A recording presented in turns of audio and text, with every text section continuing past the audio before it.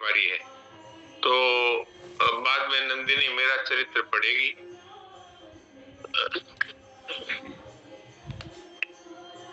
तो अभी हम गीत शुद्धि के लिए मैं श्लोक पढ़ता हूँ। तो इसके बाद में जो लोग हाथ खड़े करेंगे उनमें से 2 लोगों को मौका दिया जाएगा, ऐसा विचार किया है। तो आज जयेश भाई कौन सा श्लोक है? 33वां जी सर। 35 35 37 37। अच्छा 37वां श्लोक है भाई।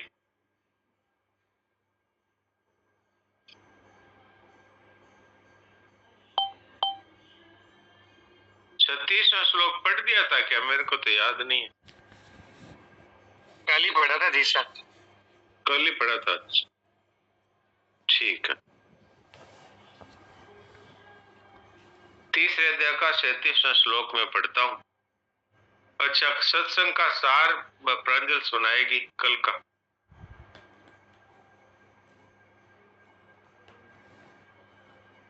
हाँ प्रांजल सुनाओ। नारायण नारायण। नारायण नारायण। हमारा उद्देश्य क्या है? पारिवारिक जीवन में जो उलझने हैं उन पर विचार करें और उन्हें सुलझाएं। जो अपने जीवन को सुधारते हैं वो दूसरों के लिए भी लाभदायक होते हैं। उत्पन्न होने वाली वस्तु का विनाश होता है। पूरे संसार में जो कुछ दिख रहा है ये सब के सब संसार के अंश है, क्योंकि संसार जिस तत्व से बना है उसी तत्व से ये चीजें भी बनी है। ये है पहला विभाग। दूसरा विभाग है जिसमें परिवर्तन होता ही नहीं। शरीर अवस्थाएं परिस्थितियां बदल गई, पर मैं वही की वही हूँ जो बचपन में थी। अर्थात हम कभी नहीं बदलते। अर्थात शरीर और संसार प्रतिक्षण बदलने वाले हैं और मैं कभी नहीं बदलने वाली। तो ये 2 अलग अलग विभाग। मान लो यदि अभी हमारी सांस रुक जाए तो घर वाले हमें आंगन में लाके लेटा देंगे और जल्दी से जल्दी ले जाकर जला देंगे, पर हम अपने कर्मों के अनुसार स्वर्ग नरक या दूसरी योनि में चले जाएंगे। शरीर को जला दिया तो इसका मतलब ये नहीं कि हम भी जल गए। इसलिए हम उस विभाग में है जो नष्ट होने वाली वस्तु को देखता है पर नष्ट नहीं होता। जैसे संसार में क्रिया की मुख्यता से फल मिलता है, वैसे ही परमात्मा की प्राप्ति क्रिया से होती है। ऐसा बिल्कुल नहीं है। वास्तव में परमात्मा की प्राप्ति में क्रिया की मुख्यता नहीं है। भक्ति में विश्वास की मुख्यता है, यानी भगवान है, भगवान लोगों को मिले हैं और मुझे भी मिलेंगे। ज्ञान योग में विवेक की मुख्यता है, यानी संसार परिवर्तनशील है, मैं इसे जानने वाला हूँ। संसार ये नष्ट होने वाला है और मैं सदा रहने वाला हूँ। संसार और शरीर की एकता है, परमात्मा और मेरी एकता है। कर्म योग में निष्काम भाव की मुख्यता है, मेरा कुछ नहीं मुझे कुछ नहीं चाहिए, यानी सबके हित के लिए कर्तव्य करना। सबसे बड़ी सेवा है अपने आदरणीय का कहना मानना। नारायण नारायण नारायण नारायण। बहुत अच्छा बहुत अच्छा। तो अब मैं तीसरे अध्याय का 37वां श्लोक पढ़ता हूँ। यथैधांसि समेद्धोऽग्निर् भस्मसात् कुरुते अर्जुन ज्ञानाग्निः सर्वकर्माणि भस्मसात् कुरुते तथा। यथैधांसि समेद्धोऽग्निर् भस्मसात् कुरुते अर्जुन ज्ञानाग्निः सर्वकर्माणि भस्मसात् कुरुते तथा। हे अर्जुन, जैसे प्रज्वलित अग्नि ईंधनों को सर्वथा भस्म कर देती है, ऐसे ज्ञान रूपी अग्नि संपूर्ण कर्मों को सर्वथा भस्म कर देती है। यहाँ इस श्लोक में भगवान ज्ञान के द्वारा किस तरह से संपूर्ण कर्म भस्म हो जाते हैं ये बात बताना चाहते हैं। राम राम जी सर। हाँ 37 में काम ऐसा क्रोध ऐसा रज पूर्ण समुद्भवम। ओ मैं चौथे रजोगुण अध्याय समुद्भवः महाशनो महापाप्मा विद्धेनम वेरिणम। हाँ, तो मैंने भूल से चौथे अध्याय का पढ़ लिया। अभी दोबारा पढ़ता हूँ।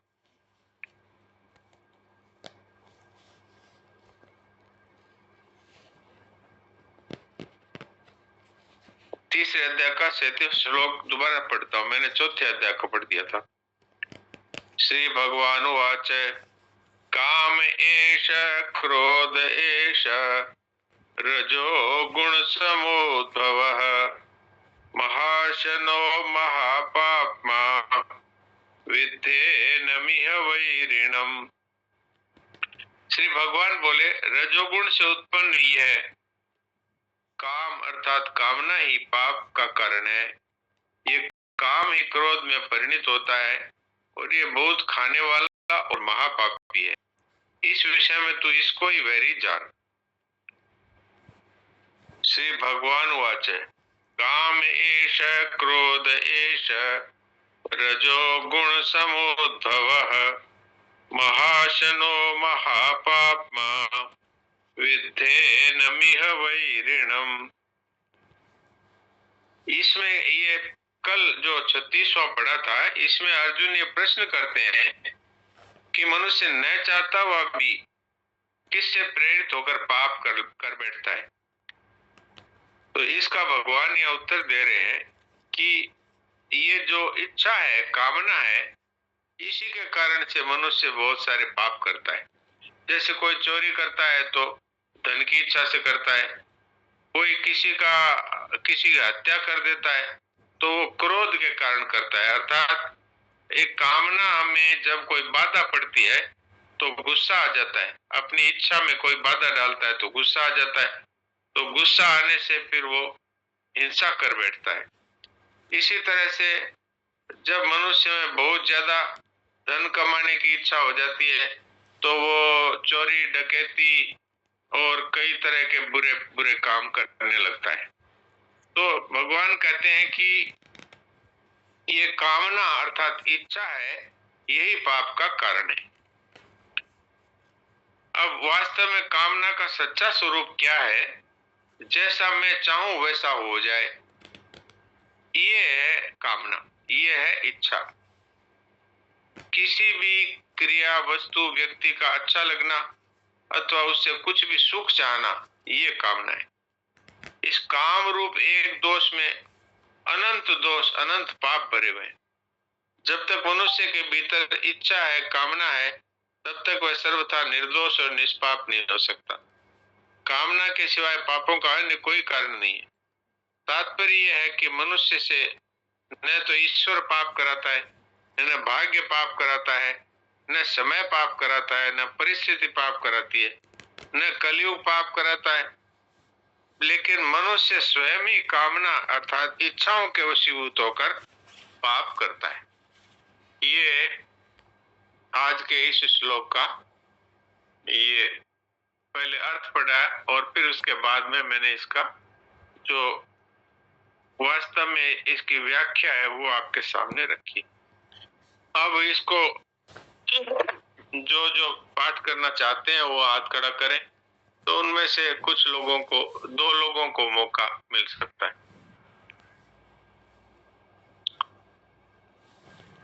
हाँ प्रीति बोलो। प्रणाम जी साहब। नारायण नारायण। प्रणाम। काम एष क्रोध एष। श्री भगवान वाच पहले बोलना है। श्री भगवान वाच। श्री भगवान वाच काम एष क्रोध एष रजो गुण समुद्भव महाशनो महापाप्मा विद्धेनमिह वैरिणम। अच्छा है, बहुत अच्छा बोला है। सुलोचना।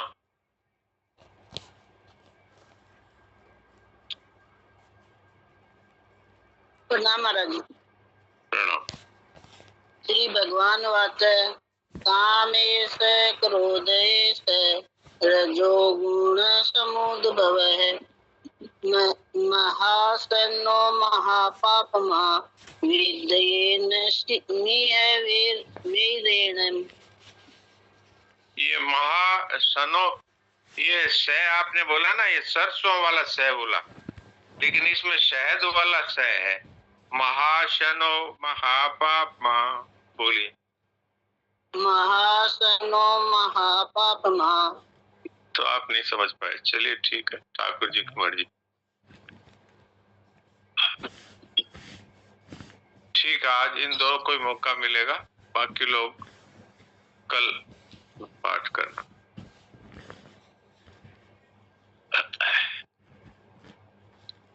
अब आज है बारी मीरा चरित्र की, तो मीरा चरित्र पढ़ेगी नंदिनी। जिनके पास मीरा चरित्र पुस्तक है वो लोग मीरा चरित्र पुस्तक सामने रख सकते हैं, और नहीं है वो ध्यान लगा के सुने। हाँ नंदिनी, आज कौन सा पेज है? राम जी महाराज जी पृष्ठ संख्या 297। अच्छा, 297 में ये कौन सा पैरा है? महाराज जी, आप कब पधारी बुआ जी सास से पढ़ना था।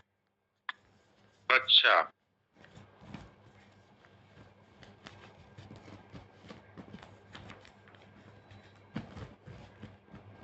ये कौन सा पैरा हुआ?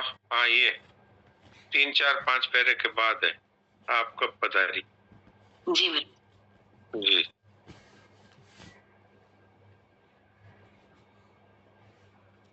तो आपने इससे पहले पढ़ा था कि किस तरह से आप लोगों ने सुना था, नंदिनी ने पढ़ा था कि जो मीराबाई का देवर है वो वहां का राजा है अभी, मेवाड़ का। तो वो मीराबाई से बहुत द्वेष रखता है। तो वो तो पहले भूखा शेर भेजा था और बहुत सारे मारने के बहुत सारे प्रयास पहले किए थे। अभी फिर एक सांप, विषधर सांप है, वो पिटारे में डाल करके और ये कह करके भेज दिया कि इसमें शालिग्राम जी है और फूलों की माला है। अब वहां पर वो दासी लेकर आई, उसे भी नहीं मालूम कि इसमें क्या है।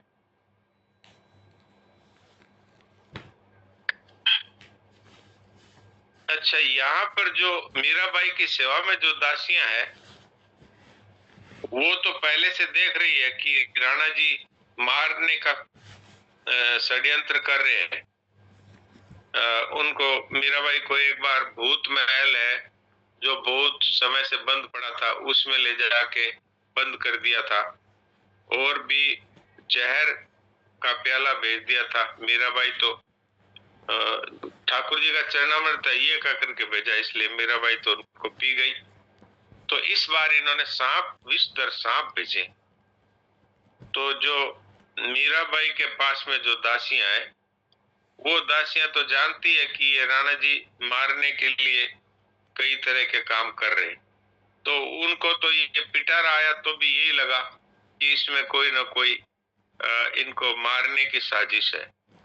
और वही हुआ, जब पिटारा खोला तो उसमें से निकला विषधर सांप। 2 विषधर सांप थे। तो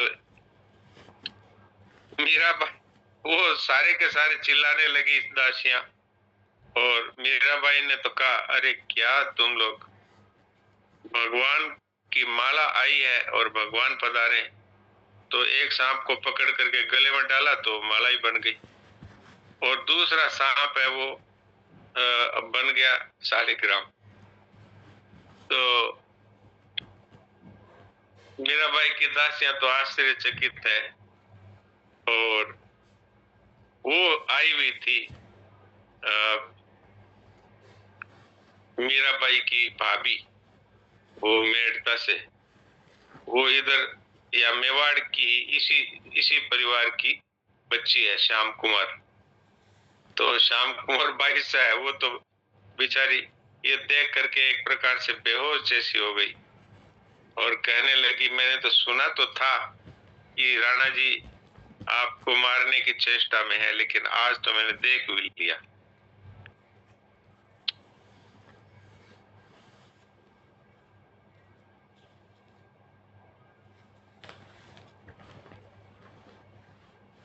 तो अब इससे आगे आप आगे नंदिनी तुम बता दो, और कुछ बताना है तो, और फिर आगे पढ़ो।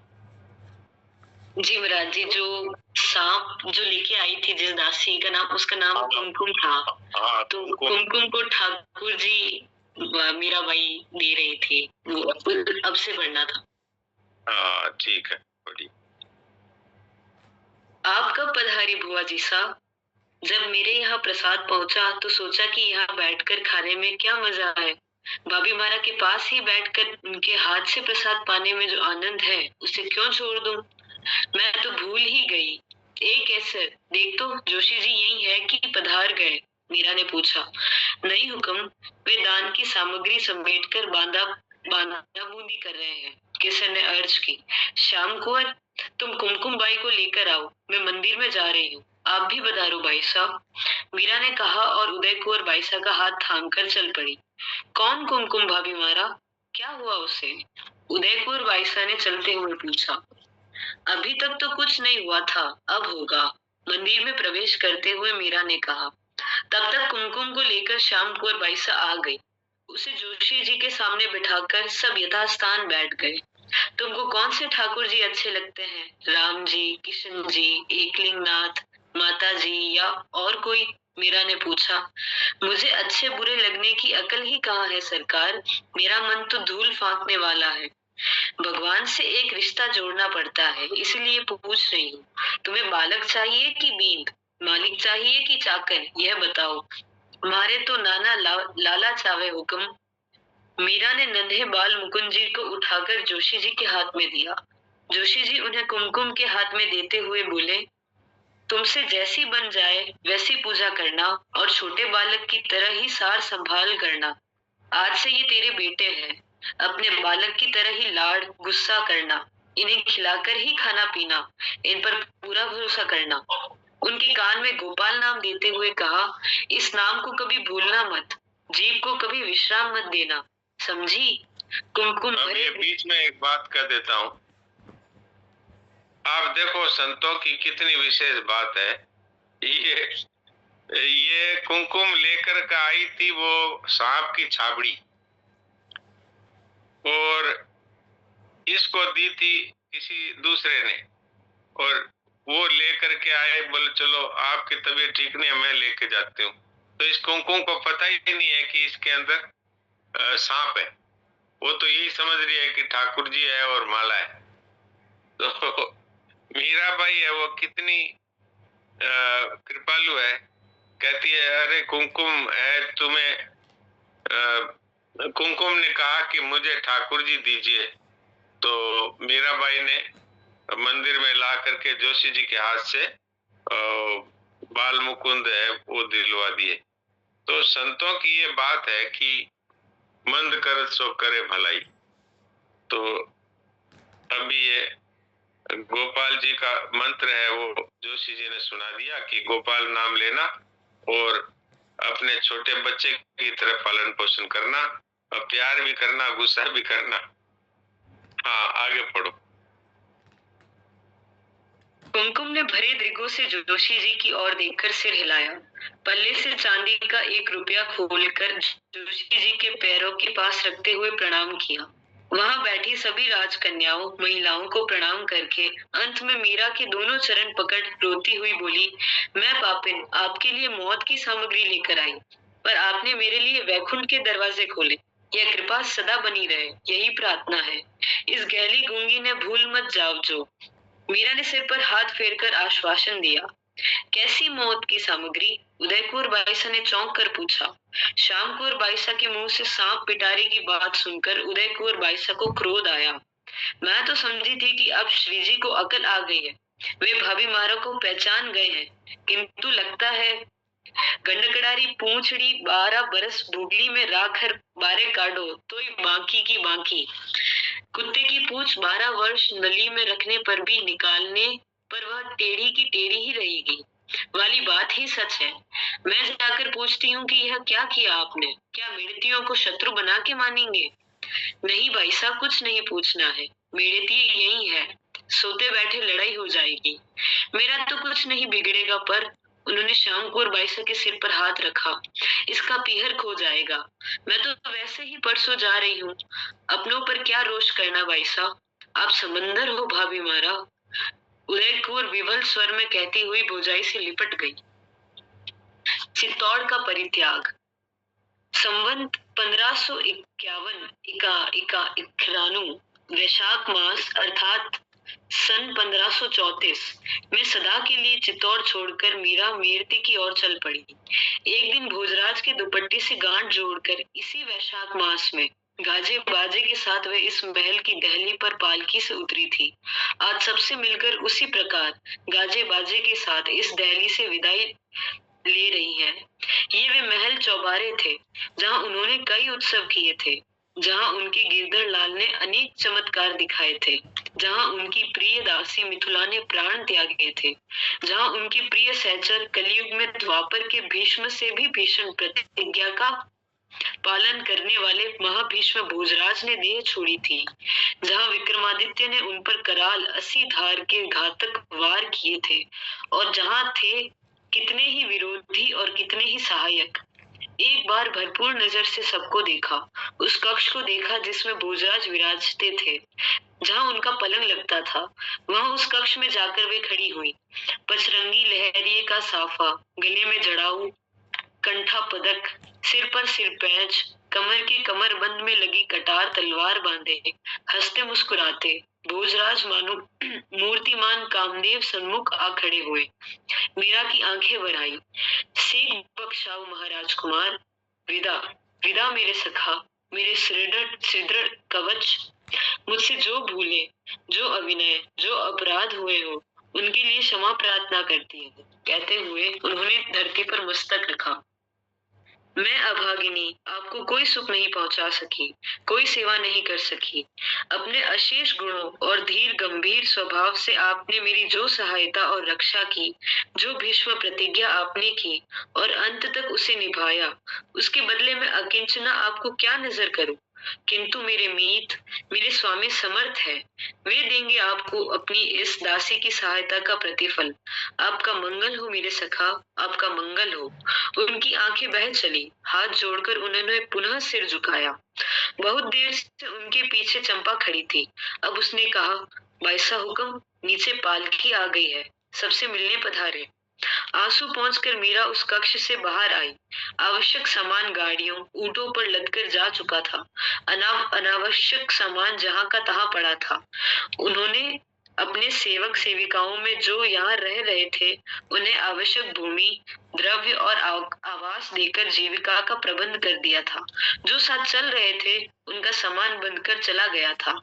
रहने के नाम पर तो उनका पावन स्नेहमय साथ छोड़कर कोई भी चित्तौड़ में रहना नहीं चाहता था, किंतु कुछ ऐसे भी लोग थे जिनकी जड़ें चित्तौड़ में जम गई थी। कुछ सेवक सेविकाएं यहीं से उन्हें मिली थी। उन सब का प्रबंध उन्होंने कर दिया।